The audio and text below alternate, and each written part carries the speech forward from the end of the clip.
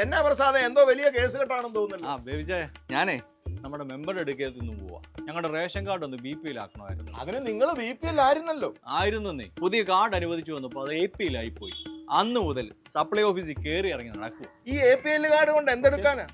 അത് തന്നെയാണ് ഞാൻ ചോദിക്കുന്നത്. ഈ ദാരിദ്ര്യക്ക് മുകളിലാന്ന് പറഞ്ഞു കഴിഞ്ഞാൽ ഇച്ചിരി മണ്ണെണ്ണ കിട്ടൂ, ഇച്ചിരി ഗോതമ്പ് കിട്ടൂ, ആവശ്യത്തിന് അരി ആട്ടം കിട്ടൂ, എന്തിന് ഒരു കുടുംബത്തിന് കഴിയാനുള്ള എന്തെങ്കിലും കിട്ടൂ. അത് മാത്രമാണോ? സർക്കാർ ആശുപത്രി ചെന്ന് കഴിഞ്ഞാൽ BPL കാർഡ് ഇല്ലാതെ എന്തെങ്കിലും ആനുകൂല്യം കിട്ടൂ? പട്ടി കടിച്ചാൽ തന്നെ കുത്തി വെക്കണമെന്നുണ്ടെങ്കിൽ BPL കാർഡ് ചോദിക്കും. APL ആണോ BPL ആണോ നോക്കിയിട്ടല്ലോ പട്ടി കടിക്കും. പട്ടിക്ക് അത് വല്ലതും അറിയാവോ? അത് തന്നെ. കാർഡ് മാറ്റി കിട്ടാനേ സപ്ലൈ ഓഫീസർക്ക് ഒരു അപേക്ഷ കൊടുക്കാമല്ലായിരുന്നു? കൊടുത്തു, ഹിയറിങ്ങിനും വിളിച്ചു. അപ്പൊ അവര് പറയുക, അവരന്വേഷിച്ചപ്പോ ഞങ്ങൾക്ക് കാറുണ്ടെന്ന്. നിങ്ങൾക്ക് കാറോ? എന്റെ ബേബിച്ചായ, കഷ്ടകാലത്തിന് നമ്മുടെ അപ്പുറത്തെ തുമ്മിച്ചായന്റെ കാറ് ഞങ്ങളുടെ വീട്ടുമുറ്റത്തൊന്ന് ഇട്ടുപോയി. ഇനിയിപ്പോ എന്ത് ചെയ്യും? നമ്മുടെ മെമ്പറേയും കൂട്ടിയെ സപ്ലൈ ഓഫീസറിന്റെ അടുത്തേക്കൊന്നും ഇല്ലുവാ. മെമ്പർക്ക് അറിയാലോ നമ്മുടെ സത്യാവസ്ഥ.